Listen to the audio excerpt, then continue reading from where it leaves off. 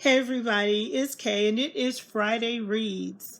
So I have enjoyed being off today. I got to sleep late and crochet a little bit, watch some unsolved mysteries.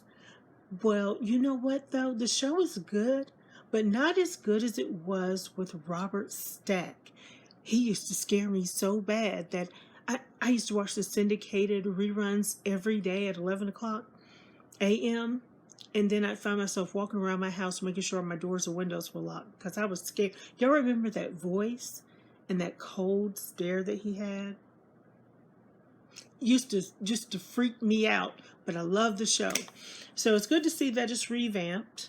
So I spent some time doing that today, and then I sort of kind of ended up at a book sale. I wasn't going to go. I had no intention of going. And then I just said, you know what? I need to go. Just to go. Just to satiate my curiosity. I need to go. But we'll talk about the book sale in a minute. I do have a book haul for you. Friday Reads. So I just finished this morning The Unkind Hours by Dwayne Alexander Smith. I didn't even know what the book was about, to be honest. For whatever reason in my mind, I thought it was a continuation of 40 Acres, but boy, was I wrong. Had nothing to do with 40 Acres. I loved it, though. Y'all know I'm a thriller girl. I love a good thriller now.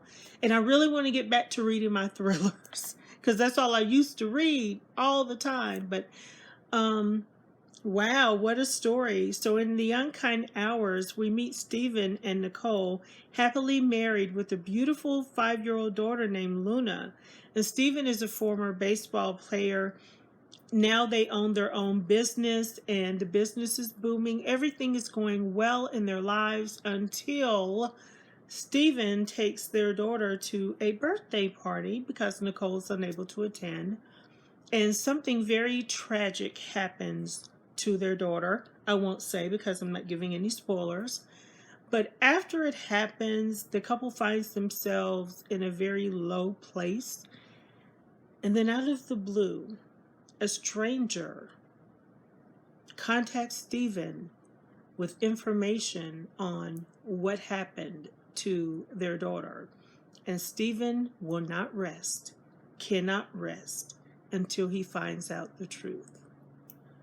Woo! Dwayne takes us on a ride in that book. And the book was relatively short, so you'll get through it very quickly. And it has short chapters, so you can breeze through it and you'll really want to know what happened.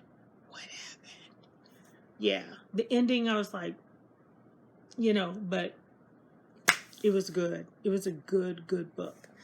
Let's see. So I am reading Step from the Beginning. I'm reading it very slowly. I'm not reading it with the read along because, for one, my book came in last week, as you know, which was a little late. But this is the kind of book I really want to take my time and absorb. So I'm not going to try to speed read to catch up with the rest of the group. I'm going to take my time and read the book. Is something I really want to, like I said, just take my time and read, really. Also, let's see what else. Kintu. I'm doing the read along with Brown Girl Reading and the crew. I look forward to the discussion that she will have with Michael Reed's and Musical Tati. Every summer, the three of them have these live discussions on the books that we read, and they are always so good. So I want to make sure I'm good and prepared for that. So speaking of which, let me get to my book haul, and I'll show you what I got first in the mail.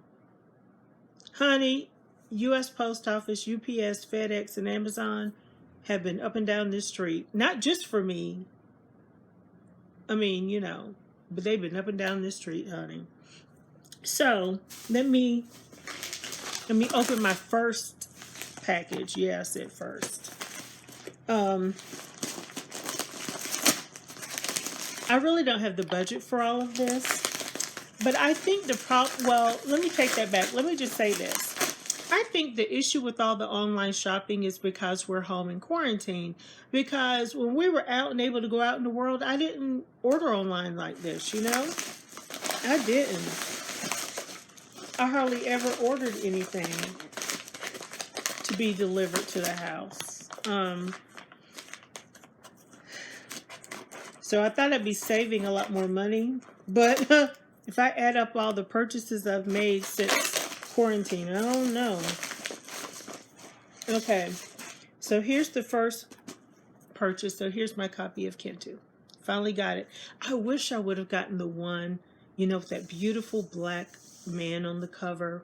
I really should have gotten that one. And who knows, I might upgrade at some point. But yeah, so I got my copy of this book. Oh, and the author, Jennifer Nansubuga Makumbi. I hope that's right. Yeah, I know I have a hard time with these names sometimes. I was just so happy to get these books. Okay. Inner City Hoodlum by Donald Goins. And White Man's Justice, Black Man's Grief, Donald Goins. Yes, Donald. Okay, that's package number 1. Okay, so here's package number 2. Do y'all have plans for the 4th? I don't. I might go to somebody's house to get a hot dog if they're cooking with my mask on, roll up with a to-go plate, pack up my plate, and come right back to the house because I'm not trying to play with Rona.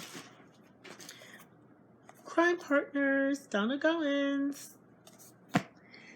Yeah, you know, I've been really trying to stay away from a lot of people and a lot of crowds and whatnot. Coronavirus has affected my family. I've had family members who've had this disease and family members who have not survived this disease. So I'm trying to be very, very cautious about it. Cry Revenge, Donald Goins. Okay, and just so you know, I have, I think, 2 more Donald Goins books on the way. And I think, if I'm not mistaken, I could be wrong, once I get those 2 books, I'll have his entire bibliography. Excited about that. Okay, so let me show you what I got at the book sale. So they had a deal where you could fill up a bag for $5 or fill up a box for 10. And I debated on whether or not I was going to get a box. But then I thought, Karen, you don't have the room already on your shelves. Don't do it. And I didn't. I got a bag. See? Proof I got the bag. Now, I wanted to be very deliberate about what I got. I didn't want to just go in there and say, oh, Black authors, and pull everything off the shelves. So I went in there looking for Octavia Butler. They didn't have her. Tanana Rivdu. They didn't have her either. J. California Cooper. I wanted the autobiography of Malcolm X because I had a copy, let somebody borrow it, never got it back. Bought another copy, let somebody borrow that one, and never got that one back either. But I didn't find that. So I said, okay, go back to the shelves and see what you can find that you know, books that I don't mind adding to my collection or that will help with my spiritual walk. That's what I decided to do. So let's see what I got. I got Beloved by Toni Morrison. Now, y'all know some Toni Morrison books I had a very difficult time reading, like A Mercy and Love. But some of her books, like Sula, Jazz, Song of Solomon, The Bluest Eye, Tar Baby, I didn't find those as difficult to read. God Help the Child, is that the name of that? Or God Help the Child? You know, I've never read Beloved, so I wanted to make sure to add that to my collection. Like I said, although some of her books I have a hard time with. I don't know if somebody on BookTube talked about this book it just seemed so familiar when I saw it, so I got it. Don't Play in the Sun, One Woman's Journey Through the Color Complex by Marita Golden. If you talked about this book here on BookTube, let me know, and let me know how it was. I have a feeling I just feel like somebody mentioned this book a while back. Now this book, I came across it in the library a lot, so when I saw it, I said, let me just buy it. A Piece of Cake by who is it by? Cupcake Brown? Yeah.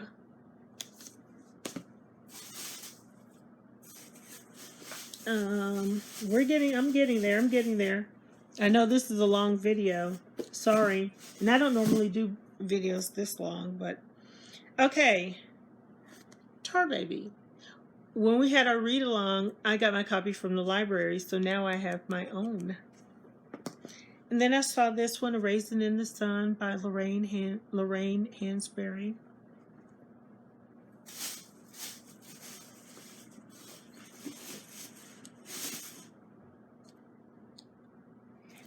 Kiss Goodnight. Y'all know who this is for, right? This is by Amy Hest, illustrated by Anita Jerem. He'll be happy. He'll be happy. He loves a good book. And I think these other books are probably... These other books are all spiritual based. Now I like Stormy or Martian, and I read through her books. I like this one, 7 Prayers That Would Change Your Life Forever. I said, well, let me see what she's talking about.